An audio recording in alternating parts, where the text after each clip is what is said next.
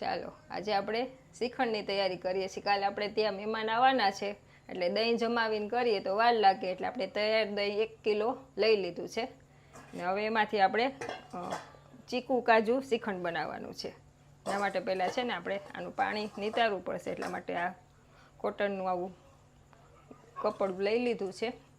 એમાં દહીં છે ને આપણે 1 કિલો એને આ રીતે બાંધી દેવાનું છે. બધું પાણી એકદમ નીતરી જાય ને આપણો મસ્કો તૈયાર થાય.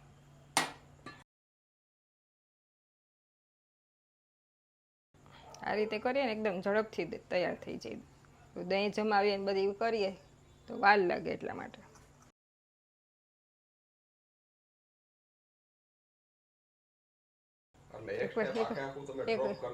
એક સ્ટેપ દહીં જમાવી નહીં કરીએ તો એ તો થાય જ છે, પણ આ એકદમ ઇન્સ્ટન્ટ કરવું હોય ને તો આ રીતે થઈ શકે. એટલે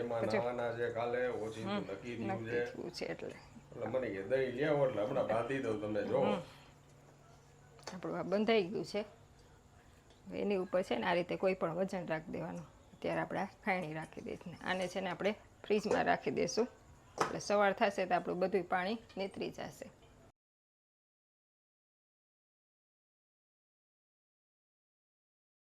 નમસ્કાર સર્વ દર્શક મિત્રોનું સ્વાગત છે તમારું અમારા નવા એક વ્લોગમાં, જેનું નામ છે પરાગ સાતા વ્લોગ.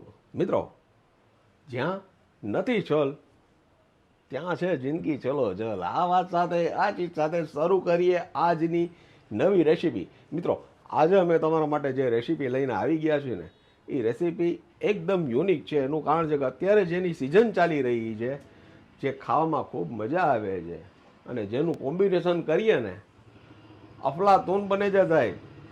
વાત કરું છું તમને ચીકુની. આજે આપણે બનાવીશું ચીકુ કાજુનો શ્રીખંડ. અને ભાઈ, આ ગરમીમાં ખાવાની જે મજા આવે, કારણ કે અત્યારે જે ચીકુ આવે છે ને એકદમ મીઠા મધ જેવા આવે છે, અને એમાં સાથે કાજુ હોય અને સરસ મજાનો મસ્કો હોય. ભાઈ, પણ આ કેવી રીતે બને છે તો પૂછવું પડશે અમારા હોમ મિનિસ્ટરને. તો જલ્દીથી પૂછી લઈએ એને અને જાણીએ એમની પાસેથી. અંબામાં પારું. જય શ્રી કૃષ્ણ. ચાલો, આપણે મસ્કો તો રાતના બાંધીને ફ્રીજમાં રાખી દીધો છે, એટલે એનું પાણી નીતરી ગયું છે. હવે એના માટે આપણે આ ચીકુ છે ને બારીક સુધારી લઈશું. એટલે અત્યારે 250 ચીકુ લીધા છે. તમને ભાવે એટલા તમે લઈ શકો છો. જેટલું ગમતા હોય એટલે એડ કરવાનું. તમારા હાથમાં મહેંદી મૂકેલી ખૂબ સારી લાગે છે. લગ્ન ગાળાની સીઝન છે હમણાં, એટલે લોકોને ખબર પડી ગઈ કે તમે લગ્ન માણી આવ્યા છો. ચીકુ છે ને બને એટલે બારીક સુધારવાના, એકદમ ઝીણા.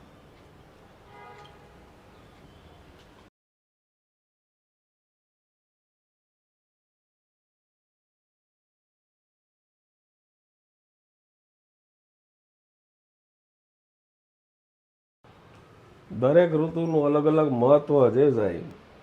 શિયાળામાં જેમ અળદિયા ખાવાની મજા આવે, એમ ઉનાળામાં શ્રીખંડ ખાવાની મજા આવે. બારીક આપણે આ બધા ચીકુ સુધારી લઈશું. સાહેબ, બગસરામાં બાવો બોલે છે અને માનસ મેઘાણી ઉપર બોલે છે. તમને કંઈક સારું જોવાની ને સાંભળવાની ઈચ્છા થતી હોય તો હકીકતે ખૂબ મજા આવે છે. આ વાતચીત કરતાં કરતાં જોઈ લ્યો, આપણા ચીકુ છે ને સુધારાઈ ગયા છે. ચીકુ સુધારાઈ ગયા છે. હવે આપણે ફ્રીજમાંથી મસ્કો બાંધ્યો છે એ કાઢી આવું. બતાવો બતાવો ભાઈ. જો આપણે આ મસ્કો બાંધ્યો તો એ રાતના એનું બધું પાણી આ રીતે નીતરી ગયું છે. હવે આમાંથી કાઢી લેશું આપણે કપડામાંથી. સાહેબ, પુણ્યની પોટલી ખુલે છે. હવે નક્કી તમારે કરવાનું છે કે આ કોના પુણ્ય છે. કોના પુણ્ય છે. આ રીતે ફ્રીજમાં રાખીએ ને તો ઓલું ખાટું ન થઈ જાય. દહીં બાંધીને બહાર રાખીએ ને તો ખટાશ આવી જાય પાછી. અને હવે લોકો પાસે ટાઈમ ઓછો છે, એટલે તૈયાર દહીં લઈને તમે આવી રીતે બાંધી દો તો ઝડપથી એક દિવસ તમારો બચી જાય. જોઈ લ્યો માં શું ફેર છે? કાંઈ ફેર નથી. એ જ વસ્તુ થાય છે.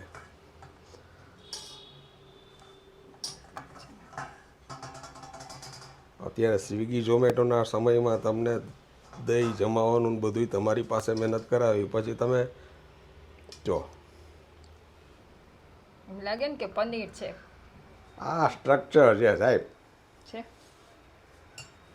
આ છે ને આપણે માપ કરશું, ગમે એ વાટકો કે માપ કરી લેવાનું, ને જેટલો આ મસ્કો હોય ને એનાથી અડધી ખાંડ લેવાની છે, કારણ કે આપણે ચીકુમાં નેચરલ મીઠાશ હોય ને, યસ. એટલે મસ્કાથી અડધી ખાંડ આપણે આમાં એડ કરશું. Okay. અને વાટકાથી માપ કરી લેશું પહેલાં.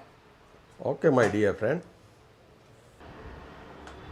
હવે આપણે આ મસ્કો છે ને આ રીતે ગમે એ વાટકો બાઉલ કે સેટ કરી લેવાનું.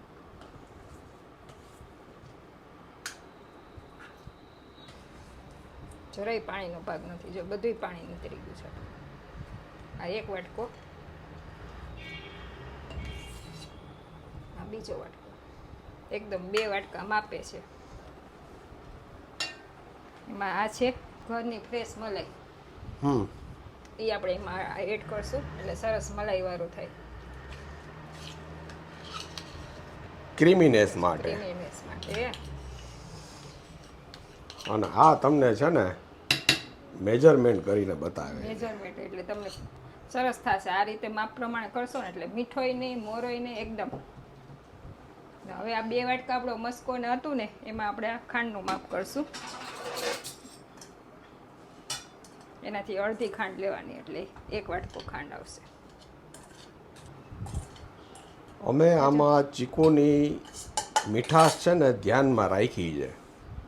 ચીકુની નેચરલ મીઠાશ તો હોય જ, એટલે બહુ મીઠો ન થાય. બહુ મીઠો હોય ને તોય ખાવાની મજા ન આવે. હા, મોરોય ન મજા આવે. હવે આપણે આ ખાંડ એડ કરી, દળેલી ખાંડ 1 વાટકો. હવે આને વ્યવસ્થિત મિક્સ કરી લેવાનું છે.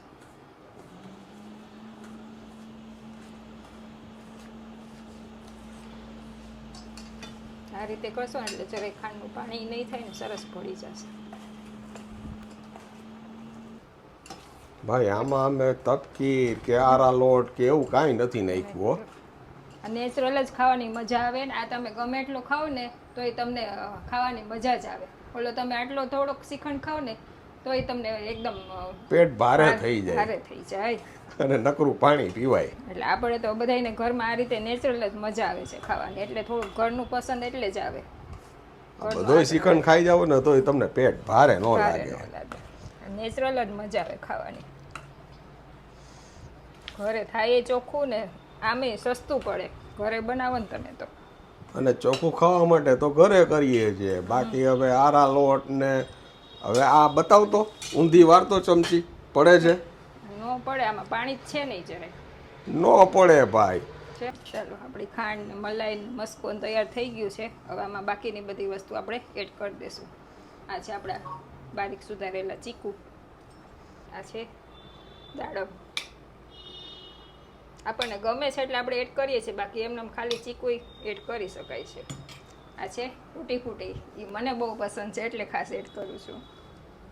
બાળકોને બધાને મજા જ આવે તૂટી ફૂટીની હિસાબે. આ છે 1 નાની ચમચી એલચી પાવડર. આ છે કાજુ આ રીતે પીસ કરી લીધા છે, થોડાક ઉપર ગાર્નિશિંગ માટે રાખી. આ બધું છે ને મિક્સ કરી લેવાનું છે. સાહેબ અત્યારે તમને જે આ કોમ્બિનેશન અમે બતાવી છે ને એ કોમ્બિનેશન છે કે આનેથી દેખાશે એકદમ મસ્ત. અને સાહેબ આનો અનુભવ અમે કરેલો છે, જોઈ લ્યો. એકદમ ટેમ્પટિંગ લાગશે અને ખાવાની ખૂબ મજા આવશે. ખાવામાં એટલો ટેસ્ટી લાગે. જે ચીકુના કટકા, દાડમના દાણા, કાજુના દાણા અને તૂટી ફૂટી ભાઈ ખાવાની મજા આવે ને, અલગ વસ્તુ છે સાહેબ. ગરમી ચાલુ થાય ને એટલે બધા એમ પૂછવા માંડે કે હવે શ્રીખંડ કેદી બનાવો છે એમ.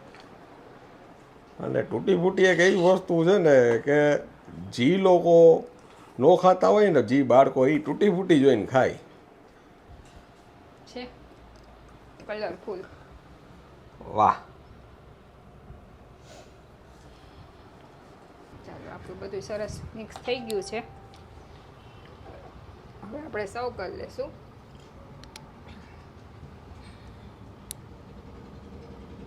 આ રીતે મિક્સ કરીએ એટલે સરસ ખાંડ ને આપણું મિક્સ થઈ જ જાય છે મલાઈને.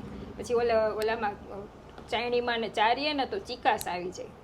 એ બહારનો એવો હોય એટલે તો ગમતો નથી આપણને.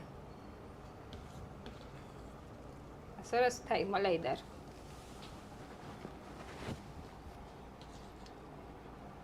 સાહેબ એકદમ ક્રીમી સ્ટ્રક્ચર આવ્યું છે. અમુક વસ્તુનો કલર જોઈએ ને ત્યાં જ આઈડિયા આવી જાય.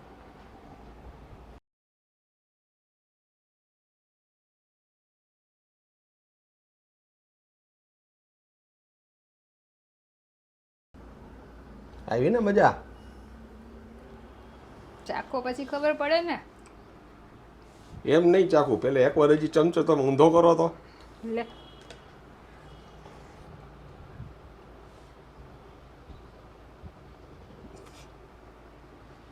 ન પડે.